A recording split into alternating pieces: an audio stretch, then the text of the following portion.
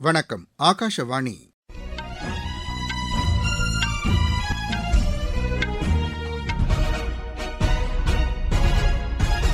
செய்திகள் வாசிப்பவர் ரெங்கநாதன். தலைப்புச் செய்திகள்.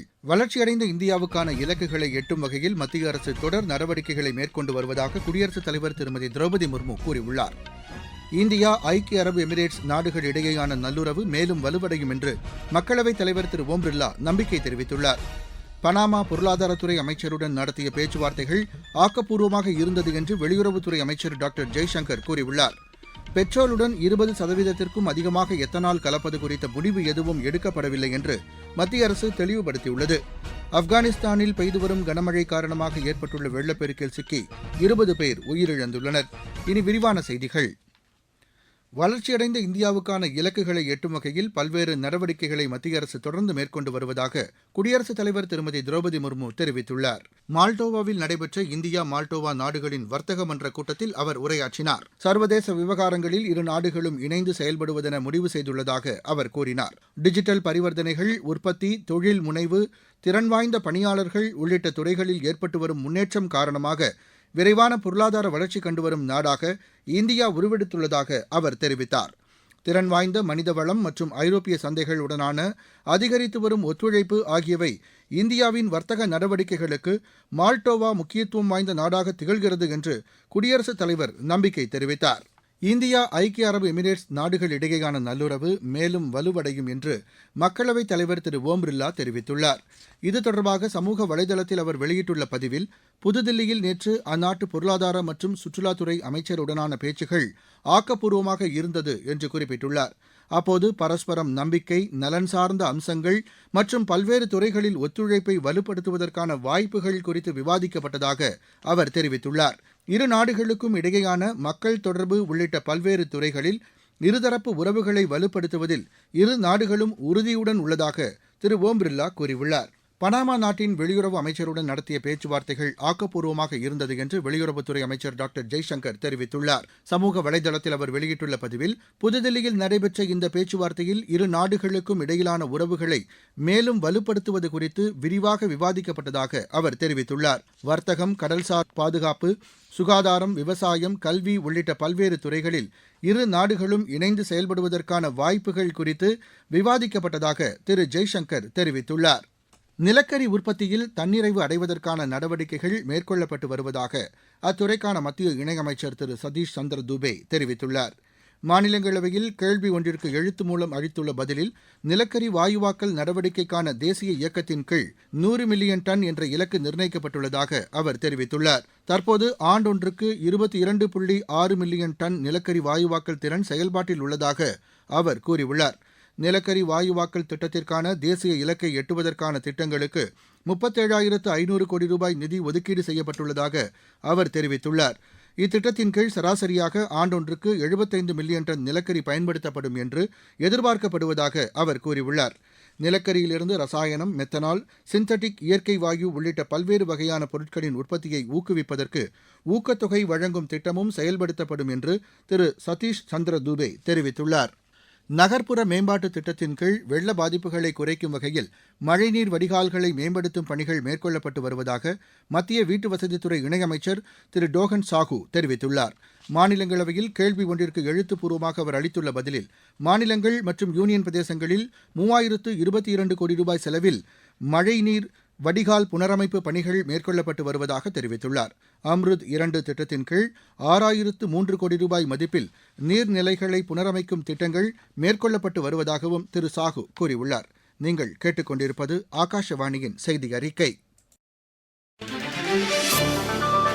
ஊரக வளர்ச்சிக்கான புதிய அத்தியாயம். வளர்ச்சியடைந்த இந்தியாவிற்கான ஊரக வேலைவாய்ப்பு உறுதி மற்றும் வாழ்வாதார சட்டம் செயல்பாட்டிற்கு வந்துள்ளது. இந்த சட்டம் வருடத்திற்கு 125 நாட்கள் வேலையை உறுதி செய்கிறது. இதில் வாரந்தோறும் ஊதியம் வழங்கப்படுவது கட்டாயமாக்கப்பட்டுள்ளது. நாள்தோறும் குறைந்தபட்சம் 300 ரூபாய் ஊதியத்தை இந்த சட்டம் உறுதி செய்கிறது. பணி முடிந்த 15 நாட்களுக்குள் ஊதியம் வழங்குவதை உறுதி செய்வதற்கான அம்சங்களும் இதில் இடம்பெற்றுள்ளன. ஊதியம் காலதாமதமாக வழங்கப்பட்டால் அதற்கான இழப்பீட்டுத் தொகைக்கும் இதில் வகை செய்யப்பட்டுள்ளது. வளர்ச்சியடைந்த இந்தியாவிற்கான பயணத்தில் மோடி அரசு தொடரும் சீர்திருத்த நடவடிக்கைகள்.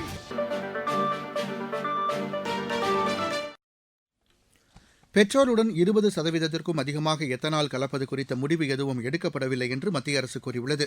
மாநிலங்களவையில் கேள்வி ஒன்றிற்கு மத்திய பெட்ரோலியத்துறை அமைச்சர் திரு ஹர்தீப் சிங் புரி எழுத்து மூலம் அளித்துள்ள பதிலில், அறிவியல் மற்றும் தொழில்நுட்ப அடிப்படையிலான விரிவான ஆய்வுகளுக்கு பின்னரே இதுகுறித்த முடிவு மேற்கொள்ளப்படும் என்று தெரிவித்துள்ளார்.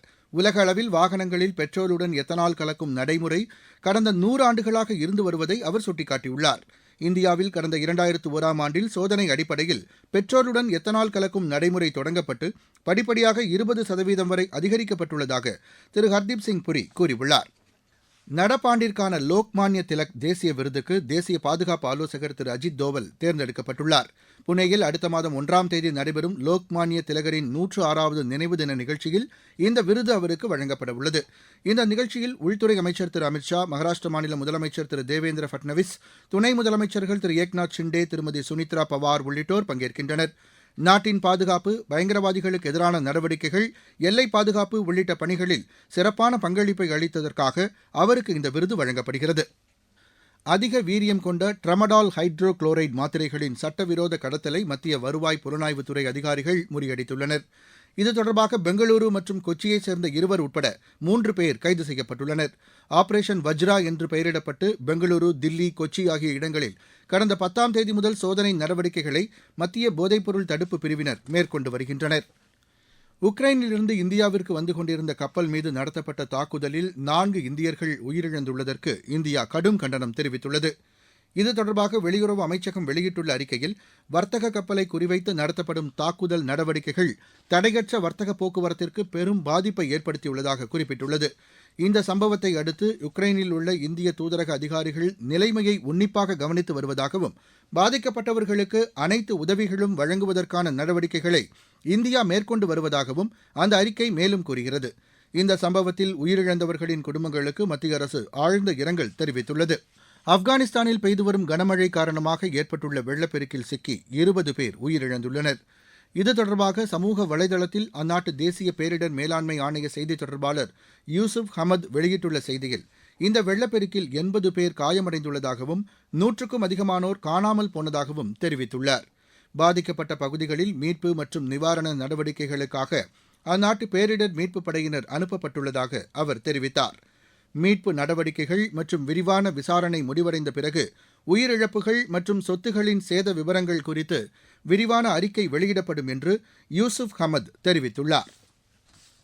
ஈரானுக்கு எதிரான தாக்குதல்கள் மீண்டும் தொடங்கியுள்ளதாக அமெரிக்கா தெரிவித்துள்ளது. சமூக வலைதளத்தில் அமெரிக்க மத்திய படைப்பிரிவு வெளியிட்டுள்ள செய்தியில், ஈரானின் ராணுவ வலிமையை குறைக்கும் வகையில் இந்த தாக்குதல் நடவடிக்கை திட்டமிடப்பட்டுள்ளதாக தெரிவிக்கப்பட்டுள்ளது. இதனிடையே அமெரிக்காவின் தாக்குதலை அடுத்து பதில் நடவடிக்கையாக ஈரான் ராணுவம் பஹ்ரைன் மற்றும் குவைத் நாடுகள் மீது ட்ரோன் தாக்குதல்களை நடத்தியுள்ளதாக தெரிவித்துள்ளது. சீன ஓபன் பேட்மிண்டன் போட்டி இன்று துவங்குகிறது. ஆசிய இளையோர் ஐவர் ஹாக்கி போட்டியில் இந்திய ஆடவர் மற்றும் மகளிர் அணிகள் வெற்றி பெற்றுள்ளன.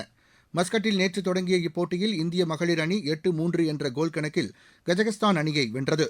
பங்களாதேஷ் அணிக்கு எதிரான போட்டியில் 7-3 என்ற கோல் கணக்கில் இந்திய ஆடவர் அணி வெற்றி பெற்றது. மீண்டும் தலைப்புச் செய்திகள்.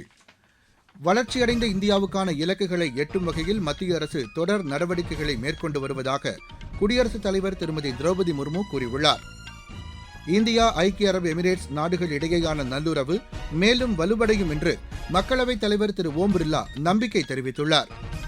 பனாமா பொருளாதாரத்துறை அமைச்சருடன் நடத்திய பேச்சுவார்த்தைகள் ஆக்கப்பூர்வமாக இருந்தது என்று வெளியுறவுத்துறை அமைச்சர் டாக்டர் ஜெய்சங்கர் கூறியுள்ளார். பெட்ரோலுடன் 20%த்திற்கும் அதிகமாக எத்தனால் கலப்பது குறித்த முடிவு எதுவும் எடுக்கப்படவில்லை என்று மத்திய அரசு தெளிவுபடுத்தியுள்ளது. ஆப்கானிஸ்தானில் பெய்து வரும் கனமழை காரணமாக ஏற்பட்டுள்ள வெள்ளப்பெருக்கில் சிக்கி 20 பேர் உயிரிழந்துள்ளனர். இத்துடன் இந்த செய்தி அறிக்கை நிறைவடைந்தது.